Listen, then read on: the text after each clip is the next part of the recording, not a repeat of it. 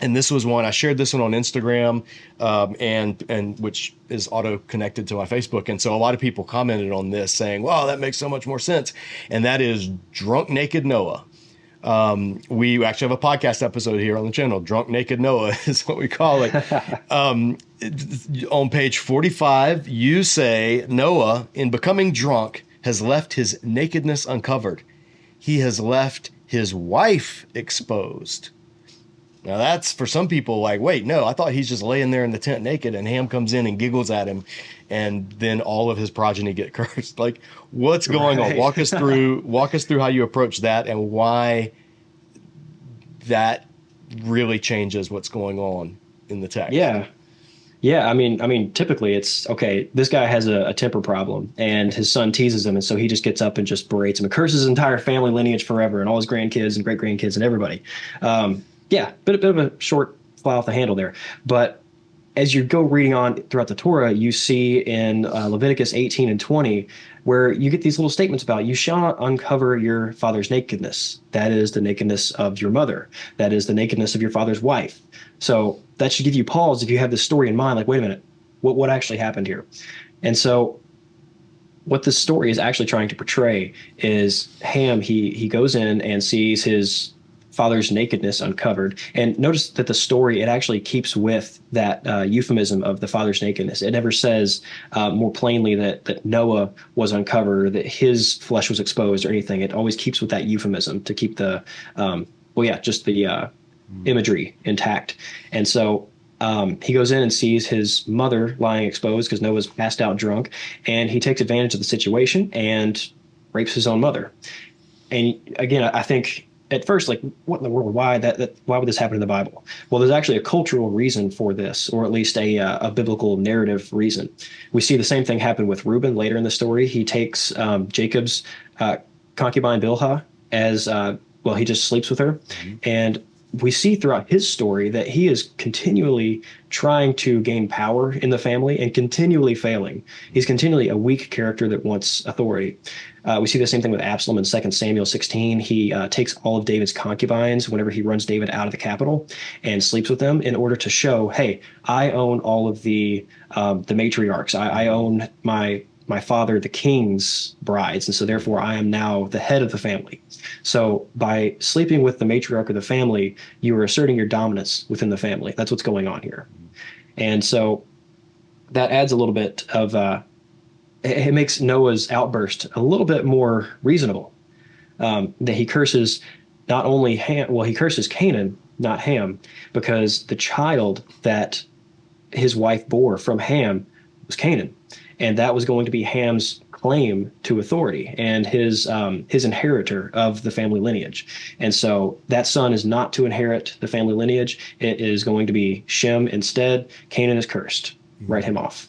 So that really gives purpose to all of this confusing, really weird story. And I think it's important just to note here that, well, it says that it was Noah's nakedness. So clearly it must be Noah's nakedness. Let me I think this is a helpful modern day example, and I kind of wish I would have thrown this one in there. But we have multiple meanings for what it means to sleep with someone.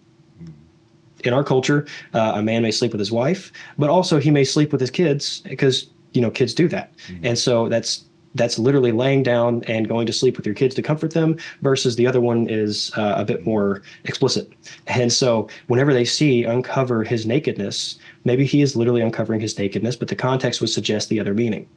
Just like we know from context, is he just laying down and going to sleep, or is something else happening?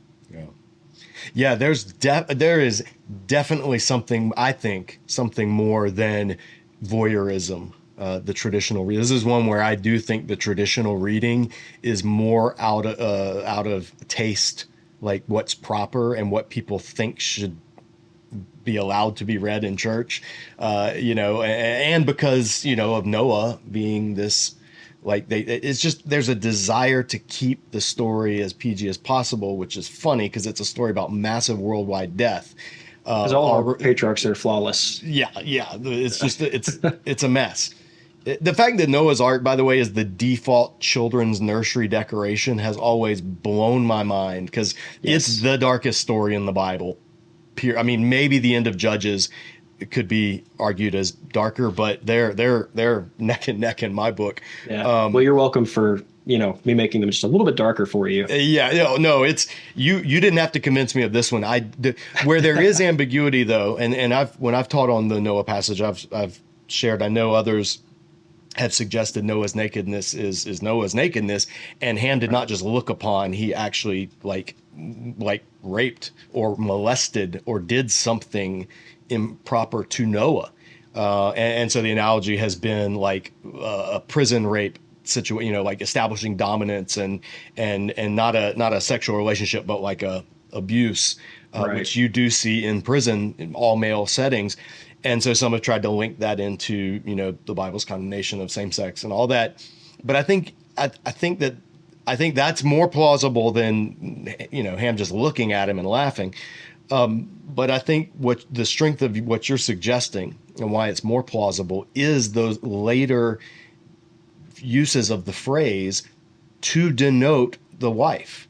The nakedness of the father that's a phrase. It's a figure of speech. It's how you would say, just like the great example. I like that you said, sleeping with somebody. Yeah, that's a figure of speech. When you're sleeping with somebody, sometimes there's no sleeping involved. Like it's just all sex. Right. But you would still culturally, it would be appropriate to say, oh, they slept together, even if it was just an hour in a cheap motel. They didn't sleep at all. So Right. that's one of those things where I think it's good for us to reassess how figures of speech work and then ask, is that what's going on in the Bible? It makes a lot. Yeah. It makes a lot more sense of the Noah text to posit that. It makes maybe as much sense to posit like doing something to Noah himself, because it does say that the argument in favor of Noah having something done to him is when he wakes up and says when he found out what had happened to him. But you could also an act of sleeping with your wife could also be considered like, oh, that's an affront to me as well as her. Absolutely. There's some ambiguity, but all of that to me makes so much more sense than just this. It's shameful to see somebody naked. Like, yeah, but that's a real stretch because kids grow up especially in a single family dwelling. There weren't multiple rooms. Not like you had a private bathroom or a private bedroom. Like you dwelled in a tent. Somebody's going to see somebody naked. That's just going to happen. That's not grounds for cursing entire generations.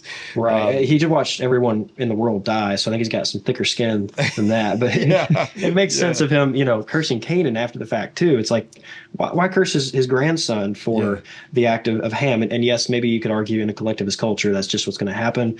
But I think this directly ties it to Canaan's birth. Mm-hmm. So yeah.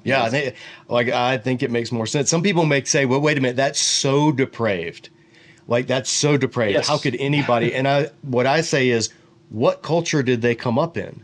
Like, they came up in a culture that was so depraved that God literally destroyed it with flood. So they don't have, Noah's sons had no role models other than Noah.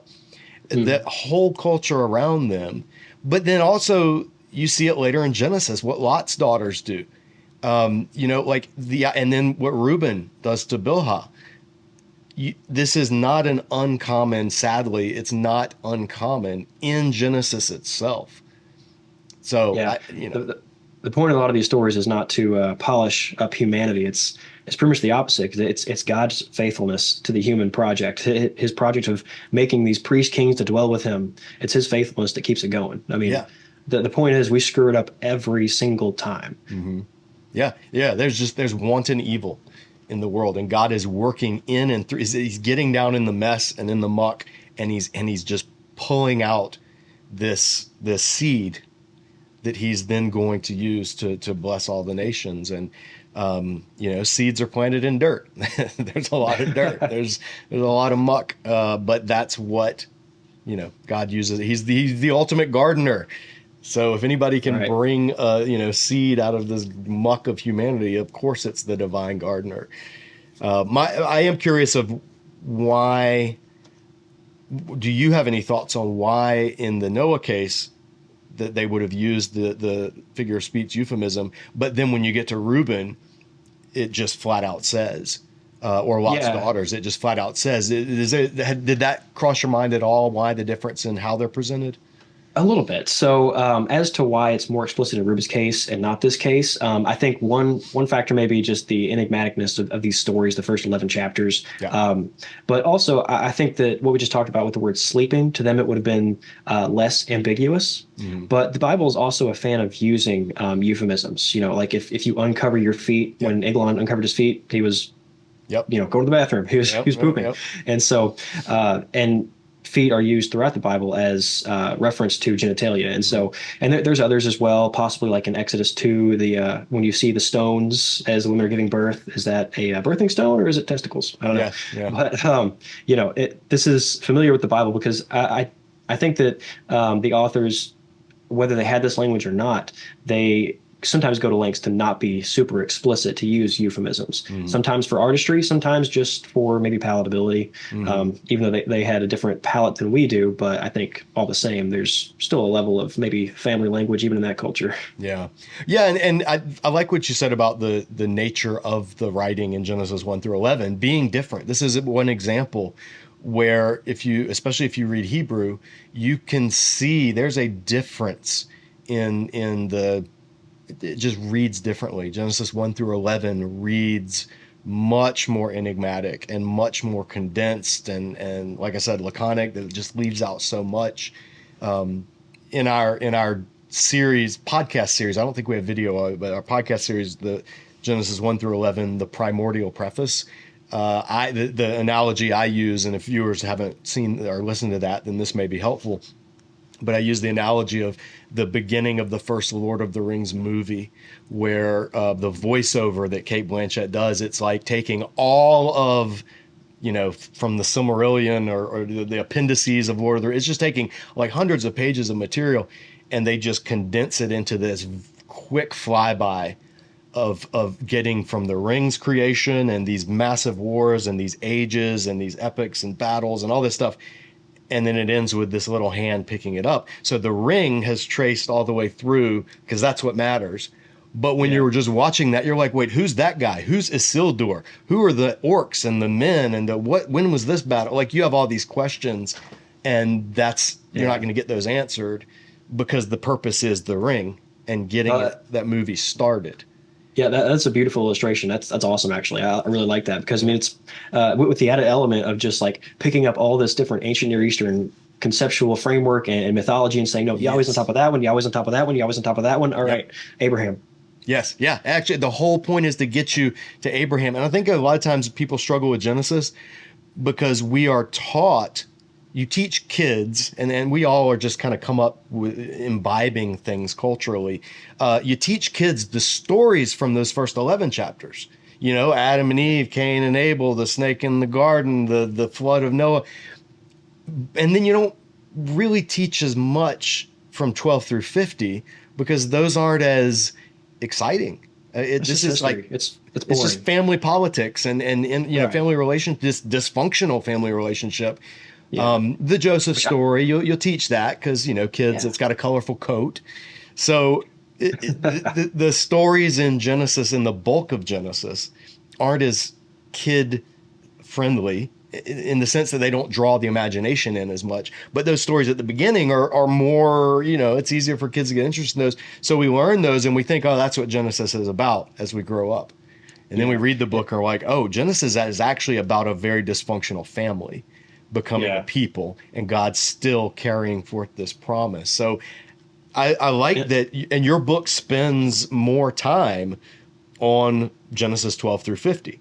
I mean, I'm looking right here, like you introduce Abram on page 51, and the whole rest of the book is about those stories in Genesis. And that's a Yeah. strength. That's a helpful corrective to a lot of the Well, emphasis people put on those first 11 chapters. yeah, and I think that part of what I hope you're going to see out of it is as these patterns, these literary patterns repeat, all these keywords and concepts, the way they repeat and the places they repeat. The first 11 chapters are not some prologue to just the rest of the Bible. They're not something separate or more important. The beginning and end of Genesis and Genesis to Exodus cannot be separated. Mm. That it is all one unified literary work that is repeating the same patterns so that you read. It's kind of like I try to think of a motif in our own stories is you got the young kind of bumpkin guy. He's out in the middle of nowhere and he has some drive to do something great and be a hero. Then something comes along and he becomes a hero. You got, Mm. Frodo, you got Luke Skywalker, Harry Potter, all these guys. And we recognize that. And so when we tell a story, we can be creative with the way that it fleshes out because we know what to expect. Yeah. That's what this is doing. It's creating an expectation so that it can vary it, create or subvert expectations, make small Mm. changes to teach us new things by telling not the same boring story, but a new story along similar, understandable lines. Yeah. Yeah. That motif, the concept, one problem is a lot of people don't study literature. Like, people study whatever. I mean, there's thousands of things you can study in school and then into college and then into grad school. And literature in America has kind of fallen down in terms of importance, which, whether that's good or bad, it remains to be seen. But one of the things one of the negative effects is that we aren't as good at recognizing those concepts in literature. Now, we're really good at recognizing them in film, and there are tropes for a reason. And when you were talking about the Joseph Campbell and the hero's journey just now, and how that's sort of a literary trope, you do see it in movies, like you said, Star Wars, Harry Potter, Lord of the Rings, all that.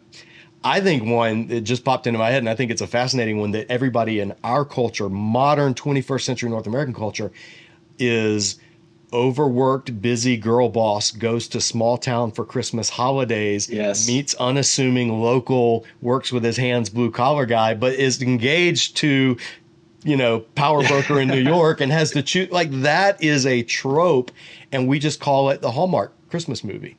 Yeah. But it's so ubiquitous in that genre that you can even be self-referential with it. You can even, tease about it in the movie. It can show self-awareness of, like, it's just become this thing. So we have those literary tropes. They're just not in literature because we've moved into like a film culture more than a literature culture. We're not from a 3,000-year-old agrarian culture that's, it's totally different. And to not only adjust to read literature, I never thought I would be anywhere near just a literary guy. That's what I like now. I never thought that in school or anything. Yeah. But for us to get not only into our own literature, but then to get into 3,000-year-old ancient Near Eastern literature, it's a whole different jump. And so we need things. That's why I wrote this, because we need things to break that down and help us to understand it, because it doesn't just matter for art's sake, but it helps us to understand and interpret our Bibles. Yeah. And at the end of the day, that's what it's about, is how are we able to read Scripture and take the message from Scripture to get the message from the text, exegesis, rather than reading our own ideas into the text, eisegesis.